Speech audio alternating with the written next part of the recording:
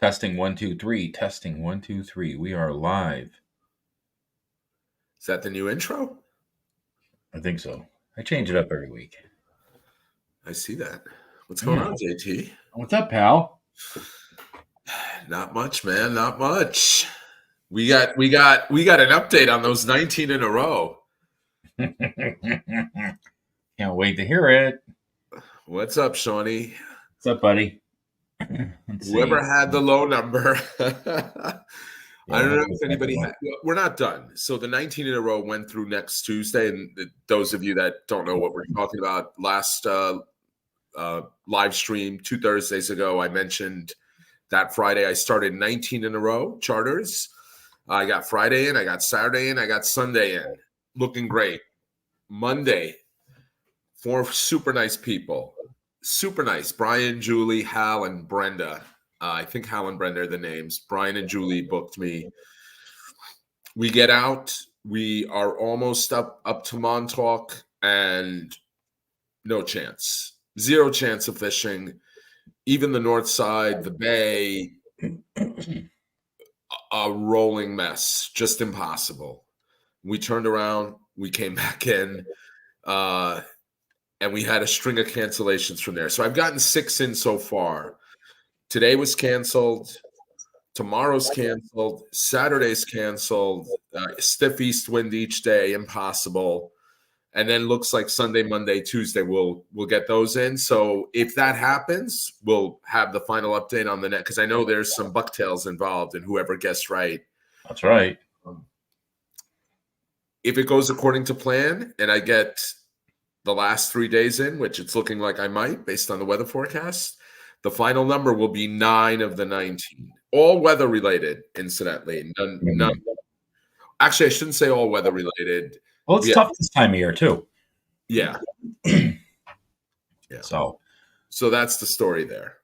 Nice. We're building up a bunch of viewers. We're up to 45 already. Wow. So if anybody has any questions you'd like answered during tonight's show, make sure you put it up in the chat. We will answer I think we pretty much answer all of them. Yeah. Let's just let Greg Ziss know that this answer won't count. He would like to guess 9. And Frank was my scheduled client for today. One of the absolute gentlemen. Although Frank, we rescheduled for next week. So my 19 in a row, those empty dates I had, I've now filled with trips that got canceled. Frank, you have a message from Doc. He wants to know where his stake is. Frank, I heard Doc was saying something about how he destroys you in pickleball. Yeah. So what he said?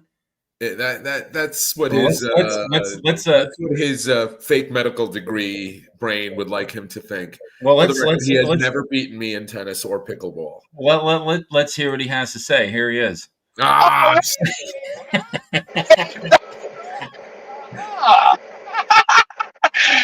not very nice. Well, it's true. First of all, he's a terrible driver to begin with. Now you have him on a live stream while he's behind the wheel. He averages 12 accidents a week. I want you to know that, JT. I hope you pulled over for this and you're not actually driving. Oh, oh boy. I see. I sent JT a text just a couple of minutes ago, but he didn't see it probably, to mention about your injury and your excuses about not playing, and then you're always crying about your injury. Well, I legitimately did something to my shoulder. Doc and I actually played against Mike, who owns the 39 Nortec, and his brother-in-law. Yeah. Mike plays tennis once a week. He played, and I played tennis when I was a kid. Out here in Long Island, we have tennis courts all over the place. But I hadn't played in a long time. Doc got me back into it. Doc's progressed too. Stamina's built up. So we went from Doc and I playing Mike by himself and getting destroyed. I think it was like 6-1, 6-0. To we played him and his brother-in-law last Sunday. We lost the first set 7-5. We won the second set 6-4. but I really did something bad to my shoulder on an overhand smash, and it's still killing me. It doesn't affect the fishing, but if I try to do that motion, just shooting pain here. So I got to take it easy for a few weeks and hope I didn't tear anything. Yep. Well, nice to have you on, I know Doc. that's what everybody joined the live stream to hear. Well, and here's Obvious is tennis. Yeah. All right, let's see here. We've got some questions. Let's answer some of these before they build up too much. How do you like the new trolling motor? The new trolling motor is absolutely amazing. Members of the chat, my channel, will see I did a 100-hour review. We did have our first issue with the trolling motor, but it's not the trolling motor. I was out yesterday or 2 days ago on a charter, my last charter before all this wind came in. And again, a wonderful family, dad, wife, and 2 sons. And we're a couple drifts in, and the trolling motor just dies while it's in position. We were using it to help with the drift. And of course, I don't have the manual with me. And this one is the self-deploy, but it was the battery. It wasn't the motor. We don't know what happened because being that I was canceled today, I spent an hour and 40 minutes in this 20 to 30 mile an hour east wind in the bay today, facing the wind, and 1 hour and 40 minutes of hard run time, and it depleted only 82% of the battery. These new lithium batteries do have internal systems where if something is detected wrong, it will shut it down. I'm presuming that's what happened. I almost rather have discovered that the battery was dead. But that's the only issue so far. It gets used every single trip. I know some of the members, hey, there's Barry Barth. How the heck are you, buddy? Barry won the Billies by the Bay tournament, and I discovered he's my neighbor here in Long Island. What's up, Barry? You can see my attention span is quite limited here. Yeah. Other than that, though, it's amazing. And I thanks to my buddy Todd Mann, who really showed me how to use the Hummingbird to set precise drifts on it. The last few trips since I've been armed with that knowledge, it's even better. It's just a phenomenal tool, and really has saved my back this year. As much as I loved the Tarova, I had it 5 years, relatively trouble-free. The pulling it up and dropping it when it weighs as much as it does, it gets you after a trip. It tires you out. This is literally just pushing a button on the remote, deploys it, push the button the other way, brings it up, and it's a game changer. And forget for Blackfish, forget for everything else. It saved my season this year on the Fluke. We've been able. I don't think on any trip this year any client has had to go above 4 ounces, even on days when we're fishing with 20 mile an hour winds, because we just put that thing down and we stay vertical. Amazing. We've got another question here from Bakes that maybe all 3 of us can chime in on. You want to read it out loud, John? Yeah, sure. Where are all the Fluke gentlemen? I've only had two decent trips, both in the Sound. Montauk and Block have been for me. Do I just suck? What are we seeing? Love your channels. I can go first on this one. Yeah, go ahead. You go first, and then Doc will go. Yeah, no, it's not just you. I haven't even tried the South Side in a while. We have other spots. Luckily, not on the South Side where we've caught decent sized fish. Maybe not the volumes we would see if the South Side was on or Block was on. But the big theory, again, hearing this from multiple people, is this upswell. The constant south winds have resulted in really cold under, water temps at the bottom. Don't forget what your sonar reads, that it's 68 degrees, 70 degrees, whatever. That bottom temperature is 20 to 25 degrees colder. We're seeing ling close to the beach off Montauk, which is insane. We used to call a spot we fished south of Cartwright the ling spot because we would hit ling starting there in 120, 125 feet. To be getting them in 60 feet, a couple miles off the beach is unheard of. And not just 1 or 2, but you can't get through them. I'm also seeing, first time ever, where we have that fluke bite that's normally good for an hour and a half, sometimes 2 hours, and then it shuts down for an hour and a half. Then it picks up for an hour and a half.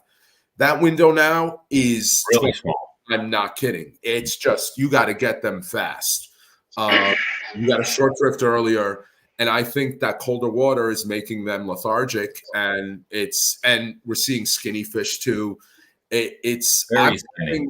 That we've seen a gradual decline over the last 7-8 years. Again, we attribute that to the draggers. I think we're all in agreement on that. But specifically this year, the how it just fell off the precipice here, I attribute that to that upswell in the cold temperatures. Doc, go ahead. Yeah. It's the least amount of trips I have made in years to Block and Montauk. And to tell you the truth, I've had better days in the Sound this year, and why waste the gas? I kind of think that everything is on a delay. I kind of think that September is going to be the best fluking month for some reason. Because everything is just backwards this year. One thing is, Buoy 5, where we fish a lot in the spring, it's been holding even though they're shorts, it's been holding fish all season. That's why I think things are just, a little backwards right now. And I think September is going to really come on strong. I think those fluke, when they're trying to migrate out to deeper spots and hitting that cold water, it's like a brick wall to them. It is I agree. Yeah. I agree. And actually, James Flynn just posted up on here. He said, "Do you think you should fish shallower?" I have been. I've been fishing a lot, and Monday we were fishing in 35 feet of water again and catching a bunch of fish. So, but it's funny because, Halk, you had one of your best days out in 100 feet. Mm-hmm. That same day that I had a charter trip, we caught all of our fish in that 70 to 75 foot range. And then we have a day like Monday, this past Monday, where we couldn't get bit in 85, 75 feet of water. We moved into 35 and 45, and that's where all the fish were. It's very strange. Well, I think those deeper waters too, even, in the bays where we fish, JT, the non-ocean stuff we do, it's still deep water, and that water is still cold down there. The current. Go ahead. Oh, sorry. And the currents are, like, let's say where we usually fish, that current's coming in from the ocean, and that's bringing in cooler water. And I think that's why it's not producing as much as it usually does, and that makes sense about the shallow water, because that water stays warmer and gets heated more easily than the deeper water. Yeah. I've noticed a lot more fish lately in that 75 to 85 foot range where we never caught them before in years past, this time of year anyway. And also a lot of the bait, if you've noticed, especially like the mackerel, there's been balls of, sand eels that have been higher in the water column. Everything seems to be up towards the surface still. I've never we had a day by Roanoke by Buoy 5. Doc, I don't know if that was with you or it was because we were the bait. Yes, as far as your eyes could see, there were sand eels right on top of the water on the surface. Yeah. It's just strange, very strange. We're seeing a lot of sharks too. I don't know what that means. Where you and I fish a lot, JT. I had a thresher take on one of my charters, a sea bass, and jump out of the water. Mm-hmm. And then on my charter Tuesday, Robin, the mom on the trip, says, "Is that a shark?" And sure enough, a monster thresher. We had that fish on, by the way. 40 feet. Yeah, that might be the fish because you had just texted me that, and we saw the fish. Yeah. Just circling the boat. Just a giant. You just saw the fin and the big tail, and it was big. It was big. I think it ate a sea bass or a small fluke that my buddy Chris had on. All of a sudden, he's like, "Oh my God, JT, I got something huge on here," and it didn't move. All of a sudden, it started going out to the side, and then in less than a second, that thing swam about 60 feet all the way to the front of the boat. Like that. Fast. Fast is unbelievable. So, yeah. No, that... Yeah, we had one eat a fluke. Remember Halk on the... it was in Montauk. We caught it. And we caught it. Sea bass, Doc. It ate Ted, your cousin Ted. Yes. Was bringing up a sea bass. It ate your cousin? Yeah. Believe me, much like in Seinfeld, his cousin once fell in flour and butter, and Doc almost ate him. So here's another question here. That was a Newman joke when Kramer hits. Anyway, here's another question. Read that out loud, Hal. Yeah, with colder bottom temps, I found color of gulp makes a difference and slower presentation. Sometimes with meat, if that's what they want. That day has made the difference this year, at least in New Jersey. Thanks, Nick. Longtime follower of the channel, by the way. Based on pics I see of him online on Facebook, great fisherman. I got to tell you guys, whatever color we've put on this year, I don't see one color outproducing another. I was bothering somebody about nuclear chicken on a recent charter, and they dropped with it, and they got a fish, a nice keeper. When I was fishing with Tyler, they were using on the Simple Life. Tyler and Brian, his mate, were using chartreuse. I was going to say chartreuse this year, I've noticed, has been producing more fish. I don't know. Any color I see being used is working equally as good. My opinion. I get that in years past, it seems like one color works over another, but I don't know. Go ahead.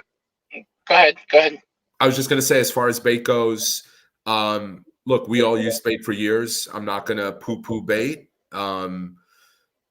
but I have stripped sea robins. We've had fluke belly on some trips. I don't see any difference between that and the gulp. But Nick, I'm not discounting your theory. It's just, and come to think of it, I wish it were working as well. I won't even take better, as well, because quite frankly, the bait is cheaper than the gulp. The gulp, if you think about it, is $2 a piece for the 6-inch gulps, or more, right? Because now a lot of places have them for $8.99. You can still typically find somewhere $7.99, but 4 pieces, that's $2 a piece. It's ridiculous if you think about it. Yeah, I agree with you as far as the color. I don't know. I've used all colors this year, and I've caught fish on all the colors. What time did your shift at the library end, Doc? My what? Your shift at the library? If you guys can you take your glasses off and put them towards your phone for a second so everybody could see what I'm talking about? We can zoom those right in. Look at that. Those are librarian glasses. Is that yellowing from just being old and worn, or is that the way they're green? No, they're green. They're teal. They're teal. It's not showing up on the screen, but they're teal. Let's do a real quick around the horn. Top 3 gulp colors that you think. If you had to pick 3, go ahead, Hal. You go first. Top 3 this year. Pink shine, orange, and blue fuse. Okay, go ahead, Doc. I've been using Fire Tiger a lot, and blue fuse and white. Mine are pink shine, salmon, and white. I can't get a good glow bite going. Yeah, I agree with that. It's weird. Although they're not, maybe it has to do with the fact that they're not that deep. I don't know if Kirk is listening, the guy who got the big fish on my boat this year. I think he was using orange. He was. No. I saw the picture because actually I commented on it. He had a chartreuse tsunami glass minnow skirted jig as a teaser with a looked like a Fire Tiger gulp. Oh, it might have been Fire Tiger. Yeah. And actually, that teaser, for some reason, I think I've caught all of my keepers on this year, which is weird. Tsunami glass minnow. Yeah, and I really don't like that thing because it twists the crap out of your line. Yeah. But the chartreuse teaser with a pink shine gulp has been really good. So, if anybody has any more questions or anything like that, make sure you put them in the chat, and we'll definitely answer it. Here's a comment. Skinner in 12 feet of water. Yeah, that's in Shinnecock Bay. And look, I had a video out a couple of weeks ago where we were fishing in Morich's Bay. First time I ever did that, and it was fantastic. And I actually got to fish with Roger from oh God, I always get the channel name wrong. Fishing and Cooking. What's the channel? Cooking and Fishing. Cooking and Fishing. Pretty sure that's the channel name. So number one, super nice guy, humble, quiet, fantastic boat company. And we experimented with his really light approach in very, very deep water. We also tried in Peconic Bay in some of our local spots where we've caught fish very shallow. We caught Fluke. They were all about this size. They were like 6 inches. I mean, like the smallest fluke you've ever seen.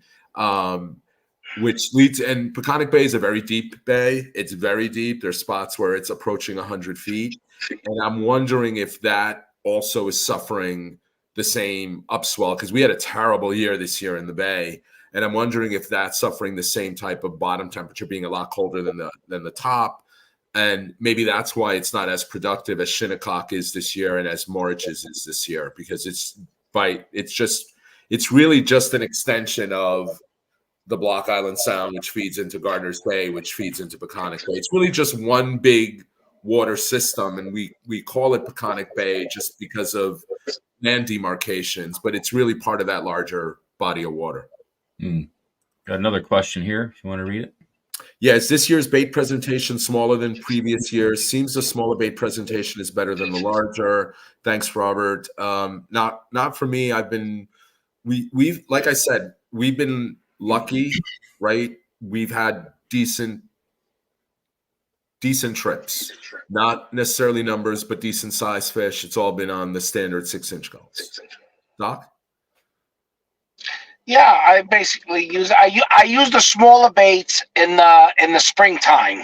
Right? Because we're using the lighter tackle. We're fishing 15 feet of water, so we're going with lighter tackle and lighter smaller bait.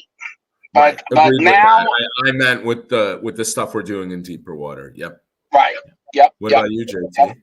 No, same thing. I mean, every so often I'll switch, to like a mullet, a 4 or 5 inch mullet instead of a 6-inch gulp on the teaser, but mainly just sticking with all the 6-inch gulp stuff. Even the 8s. Caught 2 fish this year. Decent fish on the 8s. Wow. I would like to catch some of those tinker mackerel and put those down, because I think they would work really well. I do too. They're the perfect size for a fluke. Yeah, this leads us into the next question we have here. Yeah, spearing has been outperforming for us by a large margin in Barnegat Bay, a complete change from a few years ago. Thanks, Thomas. And then Thomas follows it up right underneath. So much so I wonder if the gulp formula has changed. I don't think the gulp formula has changed. They wouldn't mess with that. Yeah, I don't think that's changed, but I don't know. I'll be honest, I've not used spearing all year, but based on what you just wrote, Thomas, it's not the worst idea. The problem where we fish, I don't know, Thomas, how it is in Barnegat. We have so many interference fish, so many. That spearing is not lasting 1 second past the sea robins and the sea bass. At least with the gulp, if you're savvy enough, if you're a good enough fluke fisherman, you can clearly tell which bites are, non-fluke bites, the rapid fire porgy type bites, which could be a sea bass, a sea robin, a porgy, or that hard thump, or just that weight on that it sucks it in as you're jigging. You don't even feel it. You just feel the weight. I don't think where we fish, the spearing will ever get to that fluke. Especially this year, especially the spot that we share. In years past, we never caught a sea robin. I used to tell people about that. Correct. Every so often, the only kind of fish that you'd catch other than a fluke would be a keeper size sea bass, and that was really about it. And now it's a lot of sea robins, a lot of small sea bass, and I think a lot of porgies too. Oh my God, a lot of porgies, tons of porgies. So here's kind of a follow up to that, and I don't think it's out of the question. ahead, John. Yeah, lots of reasons being put forth why the fishing has been different hard. Is other not possible that we are simply dealing with a diminished population of fish? Look at the decline of conics. Agree 100%, Jesse. That's I agree with you. That is, I've seen, and we've talked about this, I think, on almost every podcast or every live stream we've done. When I first started fishing Montauk almost 25 years ago, with bait, we would catch. And then as we evolved to gulp, it was a slam dunk. It was an outlier if you went to Montauk and didn't have a really good day. A limit, if you only had a limit, you would consider that a slow day many times. It was not unusual for us. I remember the first time Rick pulled up to us when we were fishing with Skinner Dock. This was back in 2017. He was using bait. We were using gulp. And he was using his old broomstick rods. And he was with Cliff, and they had 2 fish on the boat. And they're like, how many fish do you guys have? And we were like, oh, we have a double limit. He's like, get out of here. No. And we're like, yeah. And then he invited all of us to fish on his boat the following week. And that's how Skinner met Rick for fluke fishing. That was the norm. And every year since, it's declined. And to Jesse's point, those of you that fish Peconic Bay, Duffy's on, Sean Duffmeister's on. It's horrific what's happened. The Peconic Bay area used to be the mecca of fluke fishing in Long Island in May, and often in April too. Late April, I used to start catching when I'd be blue fishing. They were just so abundant, and it's almost impossible to get more than a handful the last few years on any trip. And it's not like the squid in the spring are not there, because they are, and that's why we thought the fluke would be heavy in the bay early on in the season. So it must be a decline in fish. Well, I don't want to keep repeating the same things over and over, but we talked about these offshore draggers in the winter. They found their home in the continental shelf. The boats from North Carolina, Virginia, that down south, they're not subject to regulations apparently on what they can keep, and they're just coming up here every winter and decimating those big spawners. I think we've talked about it year after year, and I think it's coming to pass now. So let's see, we got another question here. Would you mind discussing your favorite fluke rods and reels? Go ahead, Halk. I'll let you start. Yeah. So obviously I'm affiliated with VRC rods. I designed that rod. I love it. But I also think the Skinner rod is a great rod. My rod is a lot more expensive than all these rods. So, and the reason for that, it's made in America using an American blank. But I don't think you can go wrong with the Skinner rod. And I got to be honest with you, I still love the Jigging World Nexus heavy with 4 inches topped off. That action to me is wonderful too. Such a great rod. And really, any rod, as long as you put the right action on it, whether if it's got a soft tip, you just do a moderate up and down to get that bait moving off the bottom. If it's got a stiff tip, you can jig faster and get that thing, shaking like an injured bait fish. In the hands of a skilled fisherman, it doesn't matter what rod you're using, and that's the truth. You could be using a tuna stick there, as long as you know how to modulate that tip, you'll be fine. And it's what you're comfortable with and what you have confidence in. Right. Yeah. And I think we still pretty much all use the Quantum Accurist reels, right? Yeah, I also use a lot of the Energy reel, which Energy, is that's what I meant. Energy. It's a beefed up Accurist. Yeah. And I've said this before. I have no affiliation with this guy. I don't think I've ever met him. I certainly don't get a kickback or anything, but I know I've given his name to a lot of people. Gentlemen, you can find him on Facebook. He's in all the Fluke pages. Anthony Chinney. He actually sells all these reels, and he will send them to you with a power handle and the braided line of your choice for like $135, whether it's an Energy or an Accurist. It's a really good deal in my opinion. So if anybody doesn't want to have to spool it and put a power handle on and buy everything separate, reach out to this guy. He gets you a shipping label receipt right away. And I've probably bought 15 reels from him over the last 2 years. Yeah. I definitely. also think it's a good idea too to have a spinning rod. I've been using a spinning rod more and more. Just a 7 foot, medium heavy, almost like a freshwater bass rod, just to have as a backup to throw something lighter. Yeah, I bring a couple of spinners. I just bought a Phoenix, which I'm very happy with, and I use the Carbon Shield rod with my other spinner. I'm very happy with both. I like the Tell them why Carbon you Shield. use that Carbon Shield, though. Excuse me? Tell them why you use that Carbon Shield. Why? I don't know why. Why? Threatened you if you didn't. No, that's not Dinner true. did not threaten him. I have actually, the green ones, the original Carbon Shields. Yeah. Yes, that's the one.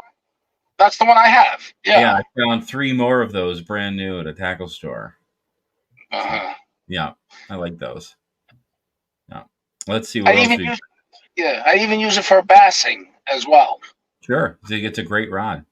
It's not too expensive. So Troy asks, if you look at Troy Fairweather's question, wonder how a small spoon would work on the teaser. So like I said, I fished with Roger from Cooking and Fishing the other day, and I actually had ordered before we even agreed to a trip. They got delivered right after our trip, but he had some with him. Some spinners that look like spoons that you screw into the gulp. If your gulp gets chomped, you can screw those in. So I was doing that with the teaser on a trip I was on, a charter I was on Monday, where I only had one client and I was doing a decent amount of fishing. I picked up a nice fish. It didn't hit the teaser, but I noticed when I had that in, I was getting a lot of what felt like fluke hits, and I think it does. Were they hitting the blade? So I've with Roger, we lost a few blades. They were definitely hitting it. Sure. Yeah, I think I know he's been using a willow leaf, which is the long, slender blade. But something he's like got a couple different blades. He's got smaller ones and longer ones. Colorado's going to have more vibration. That's more of a rounded blade. And Indiana's kind of in between them. So I'm curious. I mean, that's I'm excited to get him on here so we can talk about that because he has a lot. We tried to get him on today, and we had to settle for Doc, unfortunately. This is I wanted to experiment with. So instead of putting a bucktail on the bottom, you have your teaser. Instead of putting the bucktail, I wanted to try using a smaller. Oh man, now I'm losing it. What do we fast jig with when you're doing bluefish? Diamond jig? Yes, a smaller type diamond jig, but using the swaying motion that I like. Putting a gulp on it. Because it'll, give you some shine down there. I'm just curious how that would work, Your favorite theory of mine that I actually think has merit is your bunker chunking idea. Oh, yeah. Yeah. So Doc always said if we find a school of decent sized fluke, and JT, I know you know this, when you're into a little area where you short drift, where you're catching, it seems like better than average size fluke, Doc's idea is to like spot lock or anchor in that area and drop down a bunker chunk as if you were striper fishing. And I have to tell you, going back a few years, we had an almost 13-pounder on my boat. A guy named Mike caught it, 12.75, when the bunker were getting destroyed by the bluefish around us.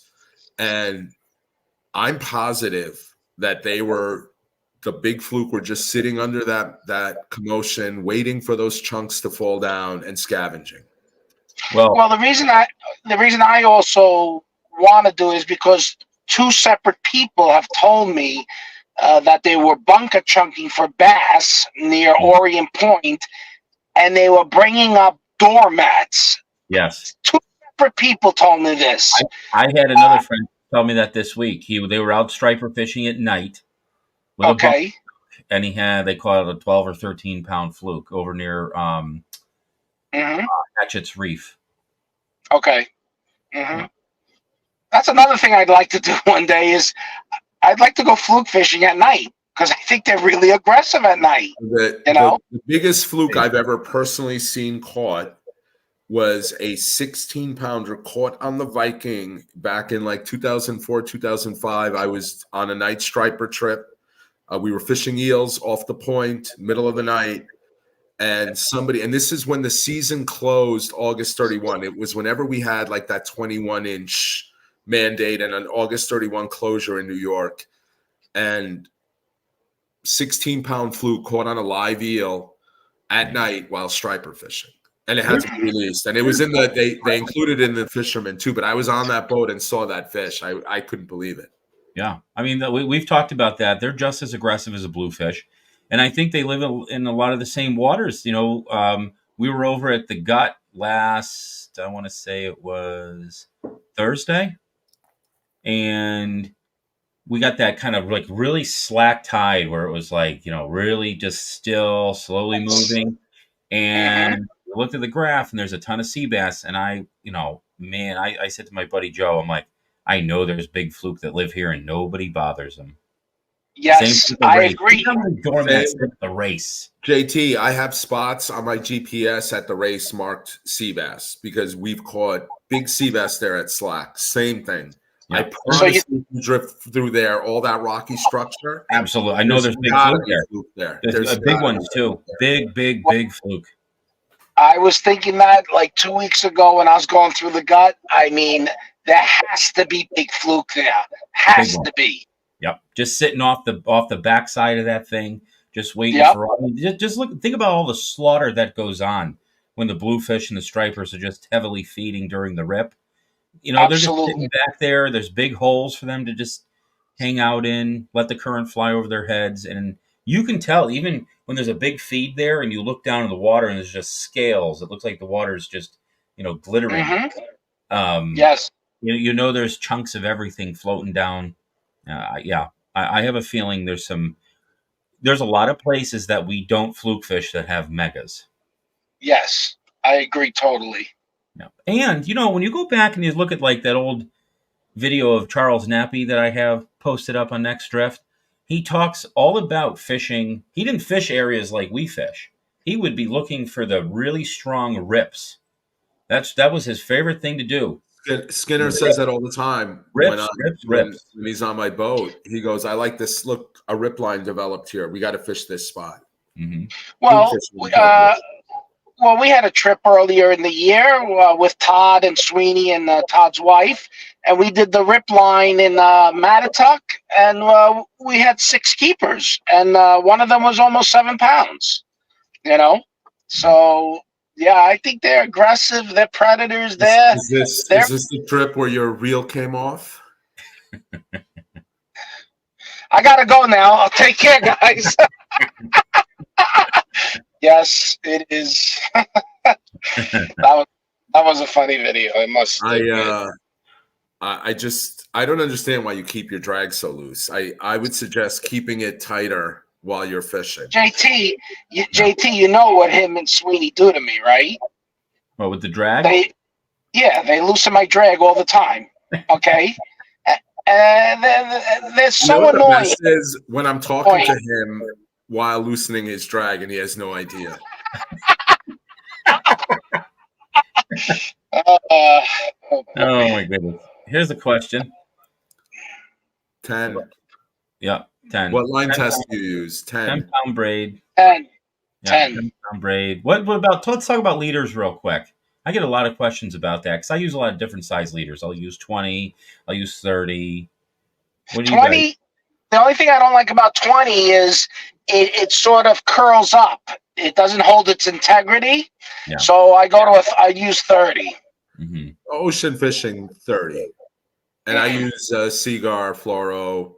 I like Suffix 832 with the braid. I've had great luck with that. I can't tell you how many times you hook the bottom, you have 30 fluoro on, that 10-pound braid on, and when you break off at the fluoro and not the braid, even though the braid is only 10-pound.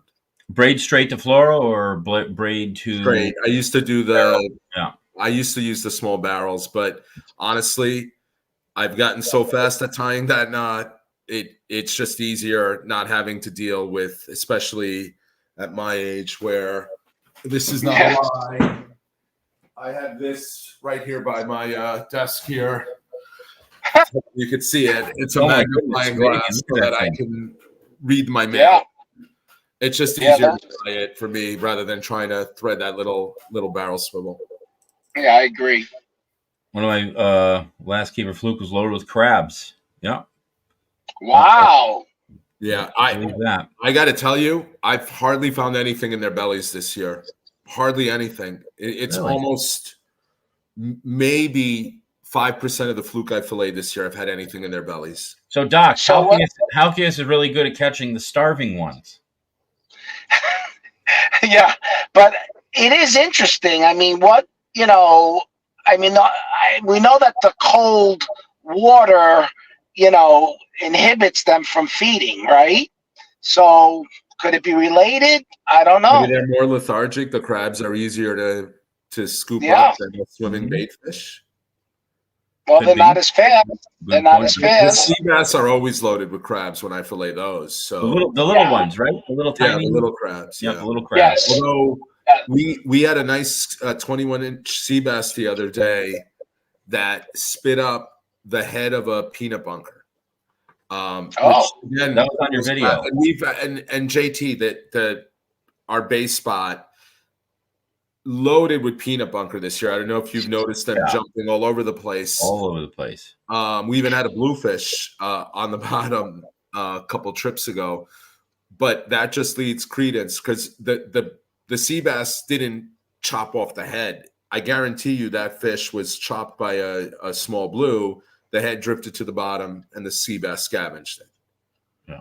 I was sea bassing a couple of weeks ago, and one of them spit out a baby porgy, but a sizable baby porgy. I was really surprised that it ate a fish that big. Gordon, a sea bass. I'm going to cut you off, Jesse Gordon. There are no Fluke to be had at night anywhere near Orient. Fake news. Jesse, I have a feeling you're being sarcastic. Jesse, for those of you that don't know, is an excellent surf fisherman. He goes to some of those places that I don't have the cojones to try to fish at night by surf. Right. So my presumption is that might be a little bit of sarcasm, but he will text me if he's not kidding. Mm-hmm. Let's see what else we got here.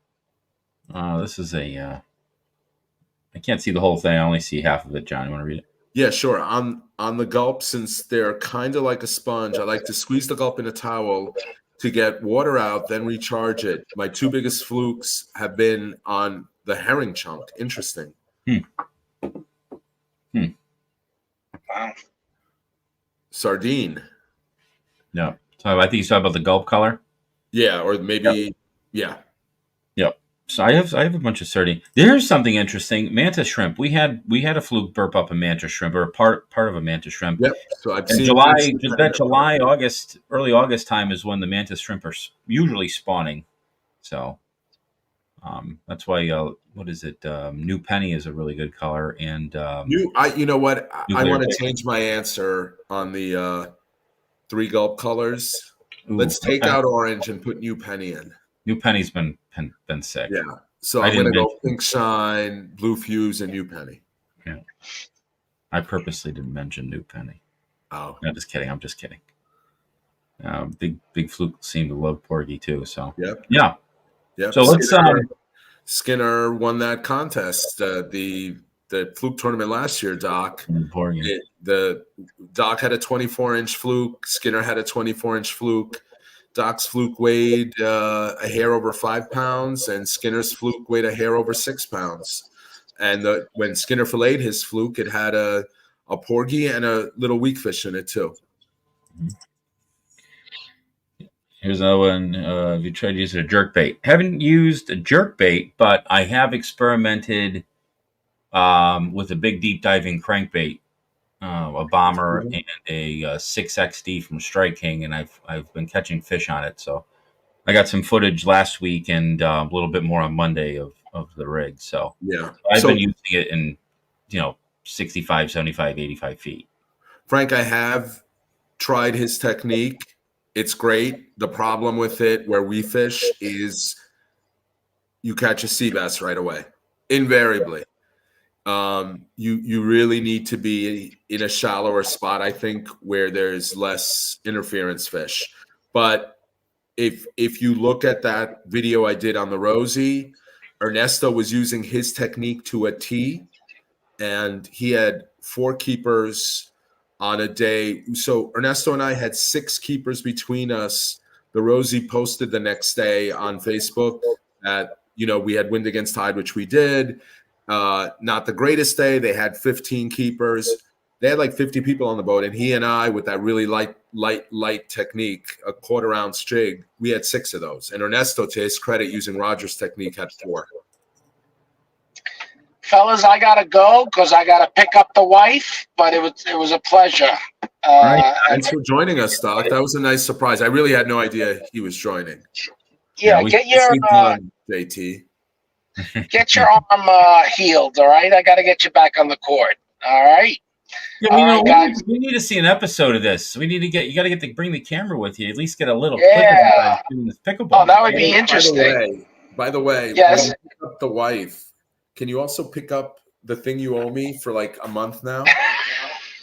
I owe him a peanut butter pie. I lost a fishing bag. So I told him I'd get him a pie instead, and I haven't been able. I think he's actually bought the pie from me on several occasions already, but it's never made it to my house. Hey, what's that on your shirt, Doc? It looks like peanut butter. All right, guys. Take care, huh?